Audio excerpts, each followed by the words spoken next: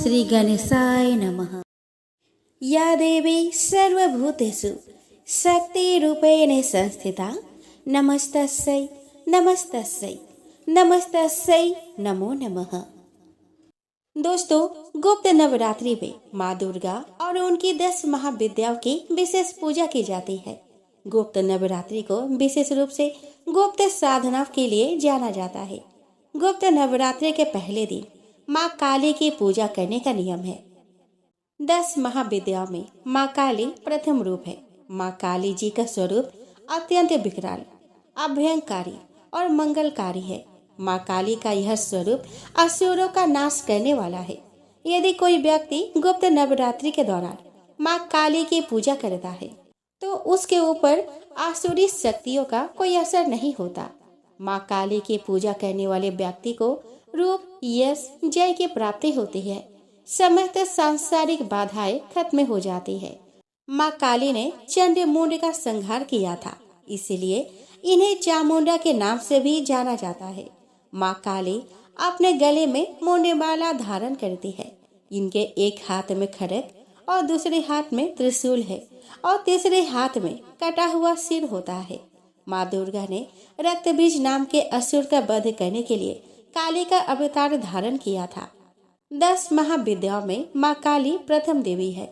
गुप्त नवरात्रि में प्रथम दिन माँ काली की आराधना की जाती है। जो लोग तंत्र शक्तियाँ प्राप्त करना चाहते हैं उन्हें गुप्त नवरात्रि के पहले दिन विशेष रूप से माँ काली की पूजा करनी चाहिए। इसके अलावा माँ काली की आराधना करने से सभी प्रकार के तंत्र बाधाओं से छुटकारा मिलता है। जो लोग अपने शत्रुओं से बहुत परेशान रहते हैं उन्हें गुप्त नवरात्रि में माँ काली की आराधना करनी चाहिए। ऐसा करने से शत्रुओं से मुक्ति मिलती है। माँ काली की पूजा करने से अकाल मृत्यु का भय भी दूर हो जाता है। गुप्त नवरात्रि में 2 तरीकों से माँ काली की पूजा की जाती है। जो लोग तांत्रिक विद्या हासिल करना चाहते हैं वह लोग इस दिन माँ काली का तंत्र विद्या द्वारा उपासना करते हैं। कुछ लोग गुप्त नवरात्रि के प्रथम दिन सामान्य तरीके से माँ काली की आराधना करते हैं, जिससे उनके जीवन के सभी कष्ट दूर हो जाते हैं। गुप्त नवरात्रि के पहले दिन सुबह ब्रह्म मुहूर्त में उठकर स्नान करने के पश्चात स्वच्छ वस्त्र धारण करें। अब एक साफ चौकी पर गंगा जल छिड़क कर उसे शुद्ध कर ले। अब इस चौकी पर साफ कपड़ा बिछाकर घट स्थापना करें। घट स्थापना करने के लिए मिट्टी, तांबे या स्टील के पात्र में जल भरकर चौकी पर रखें। अब इसके ऊपर एक नारियल को मौली और चूनी से लपेटकर कलश के ऊपर स्थापित करें। अब चौकी पर माँ काली की प्रतिमा या मूर्ति की स्थापना करें। अब माँ काली की तस्वीर को रोली का टीका लगाए। तिलक करने के पश्चात माँ काली को लाल पुष्पों की माला, पुष्प, फल, मिठाई, नैवेद्य आदि चढ़ाए और पूरे विधि विधान और श्रद्धा के साथ माँ काली की पूजा करें। अब माँ काली के समक्ष सरसों के तेल या फिर घी का दीपक प्रज्वलित करें और श्रद्धा पूर्वक माँ काली के मंत्रों का जप करें। देवी कवच और गला स्तोत्र का पाठ करें। सबसे अंत में श्री सूक्तम का पाठ करना चाहिए। जिस आसन पर आप बैठते हैं उसका रंग लाल होना चाहिए। अब माँ काली की कथा सुने या पढ़े।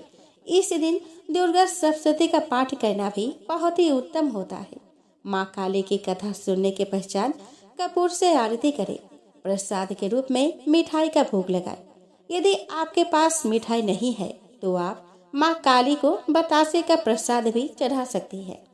अब सभी लोगों में प्रसाद बांटे और फिर स्वयं भी प्रसाद ग्रहण करें। अब माँ काली के पूजा में हुई किसी भी प्रकार की गलती के लिए हाथ जोड़कर क्षमा मांगे। माँ काली के पूजा करते समय आप ओम ऐं ह्रीं क्लीं चामुंडाय विच्चे इस मंत्र का जप कर सकते हैं। पौराणिक कथा के अनुसार एक बार दारुक नाम के राक्षस ने ब्रह्मा जी को प्रसन्न करके उनसे वरदान प्राप्त कर देवताओं और ब्राह्मणों को प्रताड़ित करना शुरू कर दिया और स्वर्ग लोक पर कब्जा कर लिया। जिसके बाद सभी देवता भगवान विष्णु और ब्रह्मा जी के पास गए। ब्रह्मा जी ने सभी देवताओं को बताया कि इस दुष्ट का संहार एक स्त्री ही कर सकती है। जिसके बाद सभी देवता भगवान शिव के पास गए और उन्होंने भगवान शिव को सभी बात बताई। जिसके बाद भगवान शिव ने माता पार्वती की ओर देखा। माता पार्वती इस पर मुस्कुराई और अपना एक अंश भगवान शिव में प्रवाहित कर दिया। जिसके बाद भगवान शिव के कंठ के बीच से उस अंश ने अपना आकार धारण किया। जिसके बाद भगवान शिव ने अपना तीसरा नेत्र खोल दिया। उनके इस नेत्र से विकराल रूप वाली माँ काली उत्पन्न हुई। माँ काली के ललाट में तीसरा नेत्र और चंद्र रेखा थी। माँ काली के भयंकर और विशाल रूप को देखकर देवता और सिद्ध लोग भागने लगे। जिसके बाद माँ काली का दारूक और उसकी सेना के साथ भयंकर युद्ध हुआ। माँ काली ने सभी का वध कर दिया, लेकिन माँ काली का क्रोध शांत नहीं हुआ और माँ काली के इस क्रोध से संसार भी जलने लगा। जिसके बाद भगवान शिव ने एक बालक का रूप धारण किया और शमशान में लेटकर रोने लगे। जिसके बाद माँ काली उन्हें देखकर मोहित हो गई। इसके बाद माँ काली ने बालक रूपी भगवान शिव को अपने गले से लगाकर अपना दूध पिलाया। जिसके बाद उनका क्रोध भी शांत हो गया। एक बार माता सती के पिता राजा दक्ष ने विशाल यज्ञ का आयोजन करवाया था। चूंकि राजा दक्ष भगवान शिव से द्वेष भावना रखते थे और अपने पुत्री सती के द्वारा उनसे विवाह किए जाने के कारण क्षुब्ध थे, इसलिए उन्होंने उन दोनों को इस यज्ञ में नहीं बुलाया। भगवान शिव इस बारे में जानते थे, लेकिन माता सती इस बात से अनभिज्ञ थी। यज्ञ से पहले जब माता सती ने आकाश मार्ग से सभी देवी देवताओं और ऋषि मुनियों को उस ओर जाते देखा तो अपने पति से इसका कारण पूछा। भगवान शिव ने माता सती को सब सत्य बता दिया और निमंत्रण न होने की बात कही।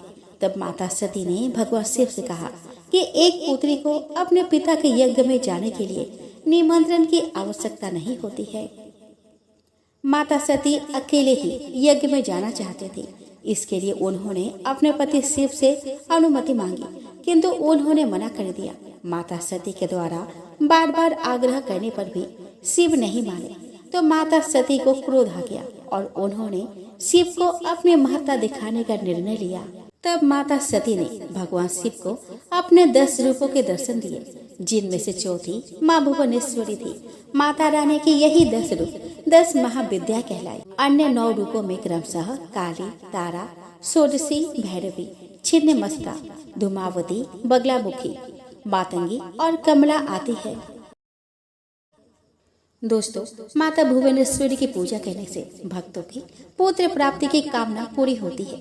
जिन भक्तों को संतान प्राप्ति की इच्छा है वे मुख्य रूप से माता रानी के इस रूप की पूजा करते हैं।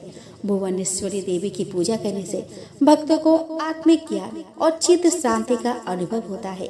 माँ भुवनेश्वरी हमें जीवन के 5 तत्वों का मूल समझाती है तथा ब्रह्मांड में हमारा क्या महत्व है इसके बारे में जागृत करती है। माता भुवनेश्वरी में सूर्य के समान तेज है, जिससे उनके अंदर अथाह ऊर्जा है। उनकी पूजा करने से हम अपने शरीर के अंदर एक अद्भुत ऊर्जा का संचार महसूस करते हैं, जिससे काम को तीव्र गति से करने का प्रेरणा मिलती है। माँ महाकाली महाविद्या की पूजा मुख्य रूप से गुप्त नवरात्रों में की जाती है। गुप्त नवरात्रों में माता रानी की 10 महाविद्या की ही पूजा की जाती है, जिसमें से सर्वप्रथम महाविद्या काली की पूजा करने का विधान है। दोस्तों, पौराणिक मान्यताओं के अनुसार प्राचीन काल में असुर दंभ को महिषासुर नाम के एक पुत्र की प्राप्ति हुई थी, जिसके भीतर बचपन से ही अमर होने की प्रबल इच्छा थी। अपनी इसी इच्छा के पूर्ति के लिए उसने अमर होने का वरदान हासिल करने के लिए ब्रह्मा जी की घोर तपस्या आरंभ की। महिषासुर द्वारा की गई इस कठोर तपस्या से ब्रह्मा जी बहुत प्रसन्न हुए और उसे मनचाहा वरदान मांगने को कहा। ऐसे में महिषासुर, जो सिर्फ अमर होना चाहता था, उसने ब्रह्मा जी से वरदान मांगते हुए खुद को अमर करने के लिए उन्हें बाध्य कर दिया। परंतु ब्रह्मा जी ने महिषासुर को अमरता का वरदान देने के बाद यह कहते हुए टाल दी कि जन्म के बाद मृत्यु और मृत्यु के बाद जन्म निश्चित है, इसीलिए अमरता जैसी किसी बात का कोई अस्तित्व नहीं है। जिसके बाद ब्रह्मा जी की बात सुनकर महिषासुर ने उनसे एक अन्य वरदान मांगने की इच्छा जताई और उसने कहा, ठीक है स्वामी, यदि मृत्यु होना तय है तो मुझे ऐसा वरदान दीजिए कि मेरा मृत्यु किसी स्त्री के हाथ से ही हो। इसके अलावा अन्य कोई दैत्य, मानव या देवता ये कोई भी मेरा वध न कर पाए। जिसके बाद ब्रह्मा जी ने महिषासुर को दूसरा वरदान दे दिया। ब्रह्मा जी द्वारा दूसरा वरदान प्राप्त करते ही महिषासुर अहंकार से अंधा हो गया और इसके साथ ही बढ़ गया उसका अन्याय। मौत के भय से मुक्त होकर उसने अपनी सेना के साथ पृथ्वी लोक पर आक्रमण कर दिया। इससे धरती पर चारों तरफ से तबाही मच गई। उसके बल के आगे समस्त जीवों और प्राणियों को नतमस्तक होना ही पड़ा। जिसके बाद पृथ्वी और पाताल को अपने अधीन करने के बाद अहंकारी महिषासुर ने इंद्रलोक पर आक्रमण कर दिया, जिसमें उन्होंने इंद्रदेव को पराजित कर स्वर्ग पर कब्जा कर लिया। महिषासुर से परेशान होकर सभी देवी देवता त्रिदेवों अर्थात महादेव, ब्रह्मा और विष्णु के पास सहायता मांगने पहुँचे। इस पर विष्णु जी ने उसके अंत के लिए देवी शक्ति के निर्माण की सलाह दी। जिसके बाद सभी देवताओं ने मिलकर देवी शक्ति को सहायता के लिए पुकारा और इस पुकार को सुनकर सभी देवताओं के शरीर में से निकले तेज ने एक अत्यंत खूबसूरत सुंदरी का निर्माण किया। उसी तेज से निकली माँ आदिशक्ति, जिसके रूप और तेज से सभी देवता भी आश्चर्यचकित हो गए।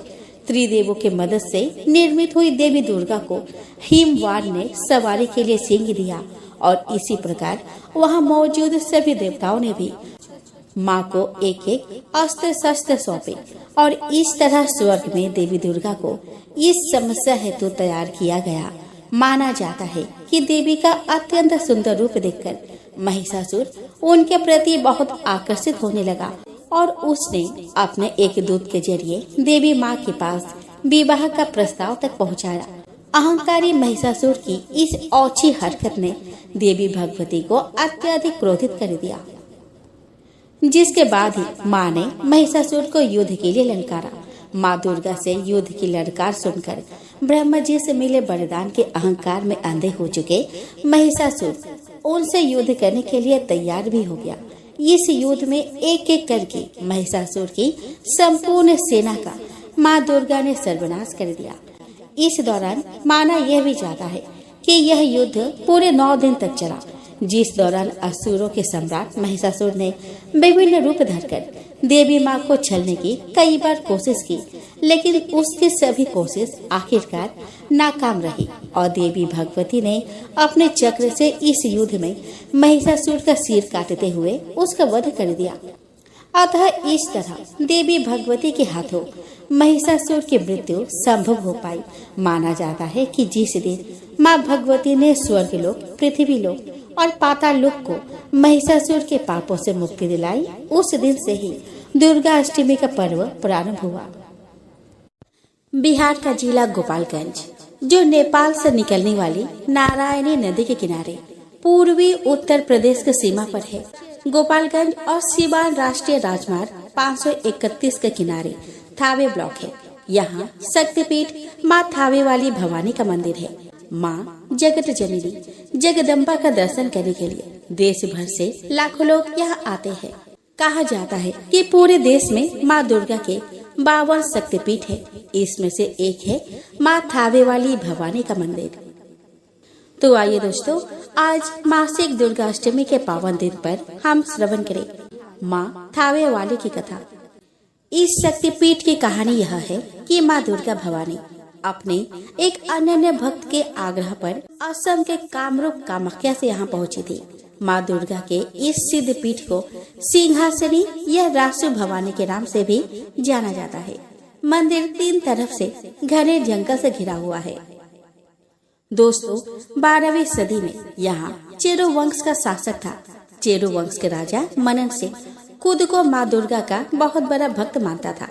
वही थावे के जंगल में माँ कामाख्या के साधक भक्त रहसु रहते थे। हुआ यूं कि राजा मनन सिंह के राज्य में अचानक भयंकर अकाल की स्थिति पैदा हो गई। लोग भूखमरी के शिकार होकर मरने लगे। इस दौरान भक्त रहसु लोगों की जान बचाने के लिए माँ की आराधना से जंगल में बाघ को सांप से बांधकर कतरा यानी कि एक प्रकार की घास की दौनी कराने लगे। उसमें से चावल निकलने लगा। वहाँ के लोगों को जीवन के लिए जरूरी खाद्यान्न मिलने लगा। धीरे धीरे यह बात पूरे राज्य में फैल गई और इसकी जानकारी राजा मनन सिंह को भी हो गई। लेकिन राजा को विश्वास नहीं हुआ। राजा को उनके मंत्रियों ने खुद चलकर देखने को कहा। राजा उत्सुकता के साथ बाघ की दौड़नी को देखने के लिए माँ के भक्त रहसु के पास पहुँचे। वहाँ राजा यह दृश्य देख अचंभित हो उठे। भक्त रहसु को राजा ने पाखंडी और तंत्र से भ्रमित करने वाला समझा और पूछा कि तुम यह सब कैसे कर पा रहे हो। भक्त रहसु ने बताया कि शक्ति स्वरूपा माँ कामाख्या वाले की कृपा है। तब राजा ने भक्त से अपनी माँ को यहाँ बुलाने के लिए कहा। इस पर रहसु ने राजा से कहा कि अगर माता यहाँ आई तो वह राज्य का नाश कर देंगी। लेकिन राजा नहीं माना और जिद पर अड़ गया। राजा ने भक्त रहसु को फांसी देने की धमकी दी। भक्त रहसु के प्राण संकट में आ गए। मजबूरी में उन्होंने देवी भगवती का आह्वान किया। तो भक्त के आह्वान पर देवी माँ कामाख्या से चलकर कोलकाता के काली घाट पहुँची। फिर पटना और सारण के आमिर से होते हुए गोपालगंज के थावे पहुँची। थावे मंदिर से थोड़ी दूरी पर जब माँ घोड़ा घाट पहुँची तो रहसु ने राजा से फिर एक बार आग्रह किया कि अब भी वक्त है, आप मान जाइए। राजा अपने जिद पर अड़ा रहा। तब माँ ने भक्त रहसु के सिर को फाड़कर कंगन वाला दाहिना हाथ दिखाया। इतने में राजा की मौत हो गई। सभी इमारतें ढह गई और इसके बाद से ही चेरो वंश का पतन हो गया। दोस्तों, इस घटना के 150 वर्ष बाद हथुआ राज और बरहरिया के बीच लड़ाई हुई। थावे जंगल से हथुआ के राजा ने लड़ाई में घेराबंदी की। उसी दौरान हथुआ के तत्कालीन राजा को स्वप्न में माँ ने यहाँ अपनी मौजूदगी का संकेत दिया। उसके बाद उस स्थल को खोदा गया तो माँ काली का प्रतिमा मिली। दोस्तों, यहाँ पर माँ सिंह पर सवार होकर आई थी, इसीलिए यहाँ माँ की सिंहासन स्वरूप की पूजा होती है।